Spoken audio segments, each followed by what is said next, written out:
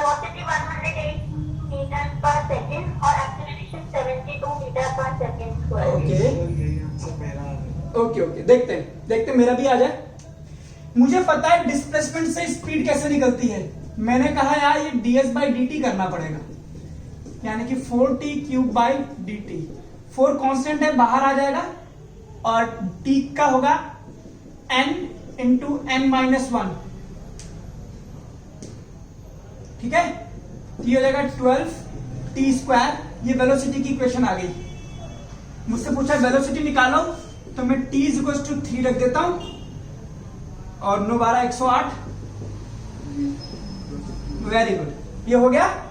अब मुझसे पूछा एक्सप्रेशन करो। मुझे पता है यार कि डिस्प्लेसमेंट का डबल डिफरेंशिएशन एक्सप्रेशन होता है। डिस्प्लेसमेंट का एक बार डिफरेंशिएशन कर दिया आपने, अब एक बार और कर दो ऐसे करके।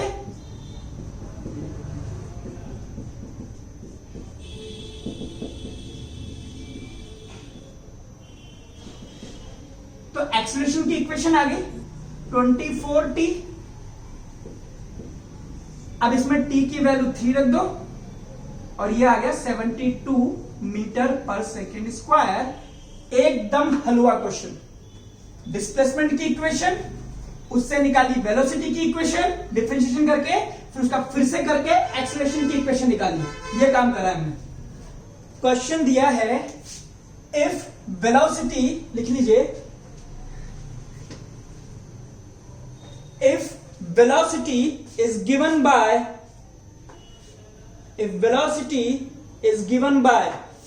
a v is equals to 3t² plus 4 meter per second, b 3s² plus 4 meter per second। हाँ, find acceleration। इस केस में लिखिए at t is equals to 3 second, और इस केस में लिखिए when particle was at 3 metre. दो question है ये। फाइंड एक्सेलरेशन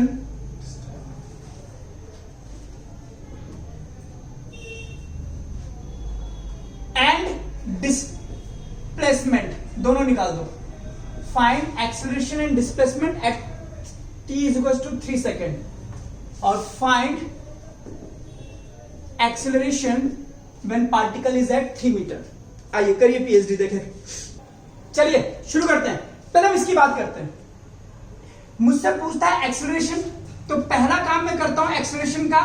एक्सेलरेशन वही होता है dv/dt, और ये फॉर्मूला हम तब लगाते हैं जब वेलोसिटी टाइम की टर्म में दिया हो, that is 3t² plus 4dt। तो इसको करेंगे, हमें कर देता हूं जो लोग नए हैं उनके लिए, दोनों को अलग अलग कर देता हूं, प्लस इस तरह से। तो 3 कांस्टेंट है, बाहर आ गया n इंटू n-1। ये कांस्टेंट है, इसका डिफरेंशिएशन 0 हो जाएगा, तो एक्सेलरेशन हो जाएगा 60। क्लियर? एक्सेलरेशन की इक्वेशन आ गई मेरे पास।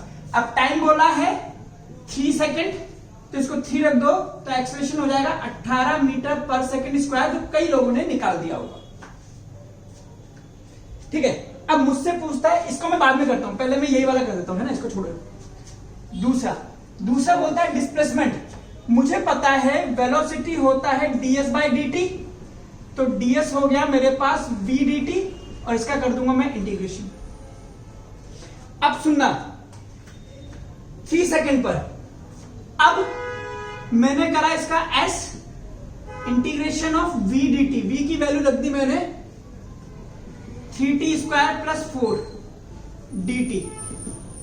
इंटीग्रेशन हो जाएगा इसका n+1 अपॉन n+1, तो ये हो जाएगा 3t³ plus 4t plus integration constant. यहां गलती कर दी। क्या गलती करी मैं बताता हूं। अब आप बोलते हो s पर सर निकालना है 3 सेकेंड पर, तो ठीक है, s की वैल्यू में 3 रख देता हूं, तो ये हो जाएगा, ये कट गया 27 प्लस 4, ये 3 रख दो, 12 प्लस आई, तो ये आएगा 7 8 9 2 और 3 39 प्लस आई। ये आंसर होगा आपका कि सर ये आई का क्या करना है। बेटा ये क्वेश्चन देने वाले की कमी थी, यानी कि मेरी कमी थी। मैंने आपको यहां पर कंडीशन नहीं दी जिससे आप आई निकाल सके। अगर मैं ये कह दूं if particle was at origin या एट 0 0 इनिशियली, अब क्या होगा, मेरे पास एस की जो इक्वेशन आई है, अगर इस क्वेश्चन में आप ऐड कर लेते हैं ये वाला पोर्शन, तो मेरे पास देखना आंसर कैसे चेंज होगा, इसको देखना T cube plus 4t plus I. अब मैंने बोल दिया पार्टिकल 0 0 पे था इनिशियली, यानी कि s की value 0 at t is equal to 0 पर कहां था, तो 0 0 करोगे तो i की वैल्यू क्या आ गई 0। यानी कि इस केस में अब आपके पास s का फॉर्मूला आ गया 3t cube sorry t cube plus 4t, और इसमें आप t इक्वल टू 3 पुट करेंगे तो s की वैल्यू आ जाएगी 39 मीटर। तो मुझे ये क्वेश्चन में देना चाहिए था बट मैंने नहीं दिया। लिख लीजिए इसको। देख बेटा मैंने पहले तो अपने नॉर्मल तरीके से करा, मैंने कहा यार v इक्वल टू होता है ds बाई डी टी, तो ds हो गया v dt। अच्छा इंटीग्रेशन डिफरेंशिएशन पढ़ा है तुमने? अच्छा अच्छा अच्छा हाँ, और आप अभी सोने से पहले एक बार फिर से वीडियो देखना जो मैंने YouTube पे अपलोड करी है, ठीक है, उसमें हो जाएगा। ओके, तो मैंने कहा यार चलो यार करो करो करो, तो इसमें बोला इंटीग्रेशन करते हैं। अब इंटीग्रेशन वाला आपने ध्यान से देखा होगा तो दो तरह से इंटीग्रेशन करते हैं, एक विद लिमिट एक विदाउट लिमिट। यहां पर मैंने सिर्फ इसकी वैल्यू रख दी है 3t स्क्वायर प्लस 4 dt। अब मैं जब इसका करूंगा तो 3t square dt plus 4 dt, तो इसका आ जाएगा 3 2 प्लस 1 2 प्लस 1 प्लस 4 और इंटीग्रेशन ऑफ dt। लिख लेना, ये मिटा दूं। ओके, तो मैंने इसको करा तो डिस्प्लेसमेंट आ गया मेरे पास 3t क्यूब अपॉन 3 प्लस 4 और इसको मैं बोल दूंगा t, और ये जब करता हूं तो एक लगता है इंटीग्रेशन कांस्टेंट। तो मेरे पास बेसिकली डिस्प्लेसमेंट की इक्वेशन आ गई थी t cube plus 4t plus i, और इसमें मैं t इक्वल टू 3 रख करके डिस्प्लेसमेंट निकाल देता जो कि अर्नव ने करा था। बट इस कांस्टेंट के साथ आपको इसमें t इक्वल टू 3 रखोगे तो आंसर आ जाएगा 39 प्लस i, ये आंसर है आपका।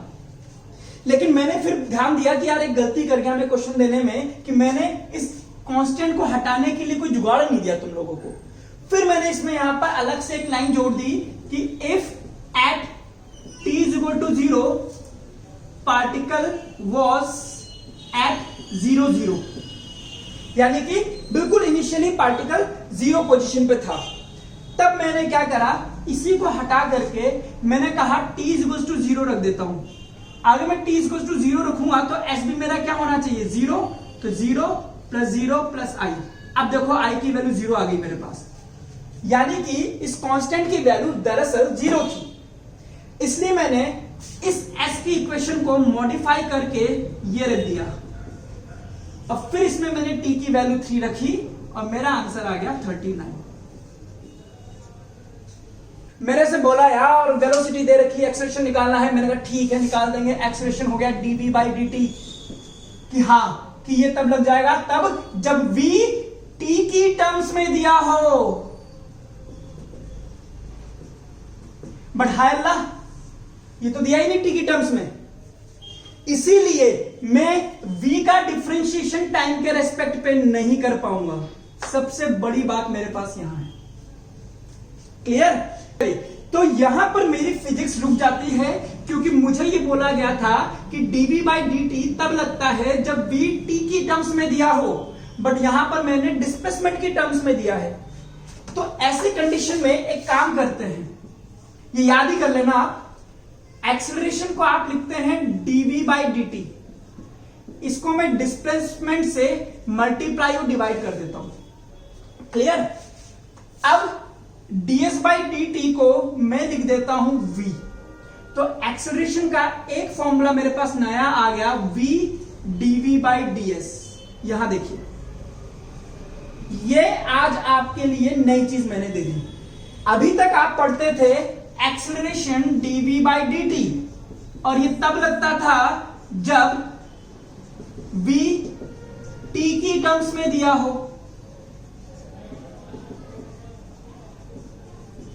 आज ये फॉर्मूला भी देख लिया, ये तब लगेगा v t की टर्म्स में, तो v s की टर्म्स में दिया हो। लिख लीजिए इसको, अब इससे आंसर जाएगा। तो एक्सेलरेशन के दो फॉर्मूले हो गए, एक हो गया dv बाई dt जब वेलोसिटी टाइम की टर्म्स में हो, एक हो गया v dv बाई ds जब वेलोसिटी s की टर्म्स में दे रखी हो। आइए अब करते हैं क्वेश्चन।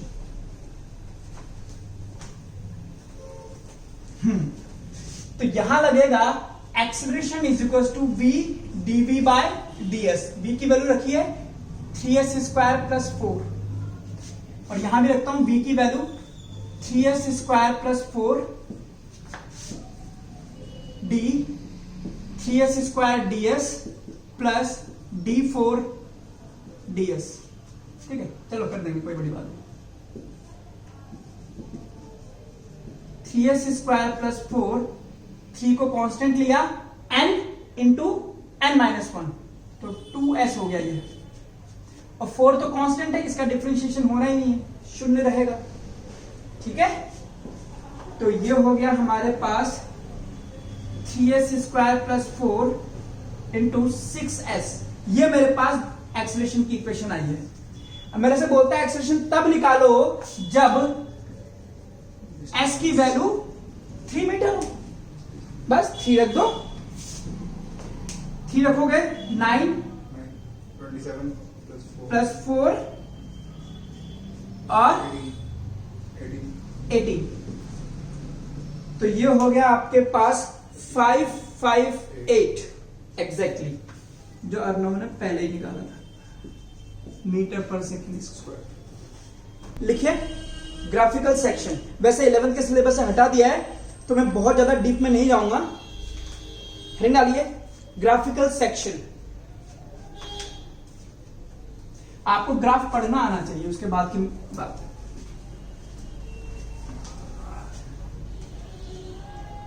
ओके,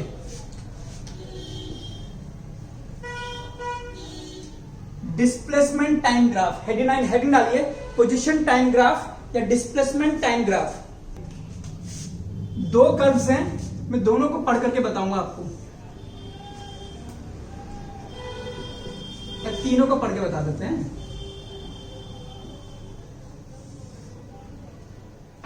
पहले वाले कर्व में स्ट्रेट लाइन है। स्ट्रेट लाइन कर्व्स के स्लोप कांस्टेंट होते हैं,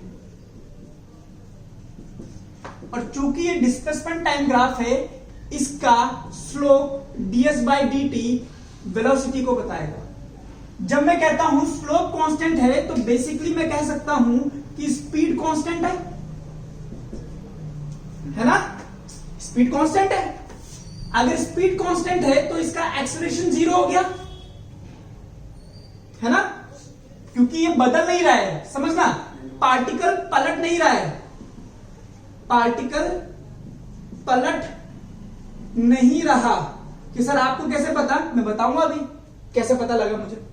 आइए, दूसरा, डिस्प्लेसमेंट की वैल्यू टाइम के साथ बढ़ती जा रही है, यानी कि पार्टिकल इज मूविंग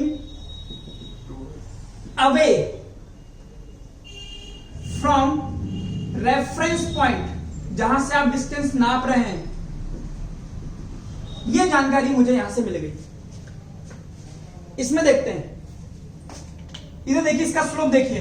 पहले स्लोप यहां था, फिर ऐसा हो गया, ये ऐसा हो गया, ये ऐसा हो गया, ये ऐसा हो गया। थीटा की वैल्यू बढ़ रही है, तो tan थीटा की वैल्यू भी बढ़ेगी, यानी कि स्लोप बढ़ेगा।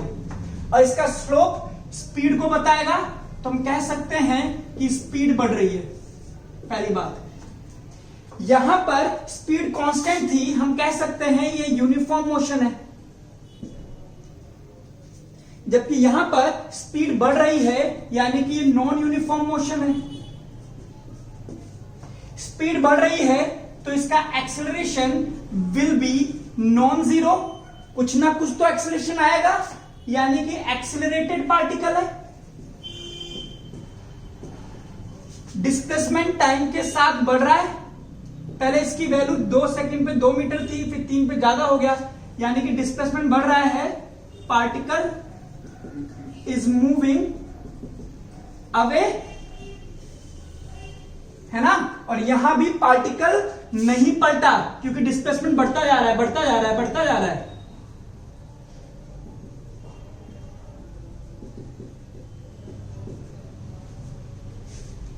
तीसरे में देखते हैं स्लोप। इसका स्लोप इतना था, थीटा की वैल्यू, फिर इतना हुआ, फिर इतना, फिर इतना, फिर इतना, यानी कि इसका थीटा कम हो रहा है, tan थीटा कम हो जाएगा, स्लोप कम हो जाएगा, यानी कि स्पीड कम हो जाएगी। नंबर 1, स्पीड कम हो रही है यानी कि रिटार्डेशन है। आपको याद होगा एक्सेलरेशन की बहन का लड़का, रिटार्डेशन, जो स्पीड को कम करता है, रिटार्डेशन है। ओके, अगेन स्पीड कम हो रही है तो नॉन यूनिफॉर्म मोशन है। और देखिए डिस्प्लेसमेंट की वैल्यू टाइम के साथ अभी भी बढ़ती जा रही है, तो डिस्प्लेसमेंट बढ़ रहा है, पार्टिकल इज मूविंग अवे। बताइए पार्टिकल पलटा नहीं पलटा? नहीं पलटा, क्योंकि अभी भी डिस्प्लेसमेंट बढ़ता जा रहा है, बढ़ता ही जा रहा है। लिख लीजिए ये सारी बातें।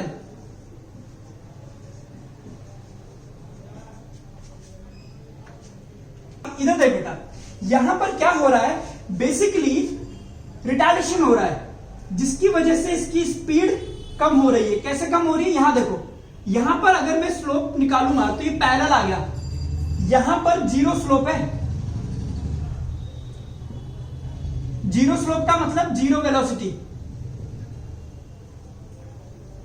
यानी कि मैं चल रहा था काफी स्पीड से, जब मैंने, यार ये चीजें ना फेस टू फेस समझाने में ज्यादा अच्छा लगता है। एग्जांपल जैसे ही रहेगा। नहीं, अब जिक्र ये ना समझना, आप लोग यहां पे बैठे हैं, ए पॉइंट पे बैठे हैं, और यहां से एक बाइक वाला आ रहा है 10 मीटर पर सेकंड की स्पीड से, और जब आप वो यहां से निकला है तब आपने टाइमिंग शुरू करी, तो यहां पे इनिशियल इसकी स्पीड थी, बड़ी पोजीशन कहां है आपके पास, s=0 है, ये देखिए। अब फिर इसने ब्रेक मारने शुरू करे, और मारते मारते मारते यहां पे जाकर के रुक गया, तो ये रुकने वाली जगह है। ठीक है, और कोई डाउट है तो पूछ लीजिए, मेरी तरफ से क्लास खत्म होती है।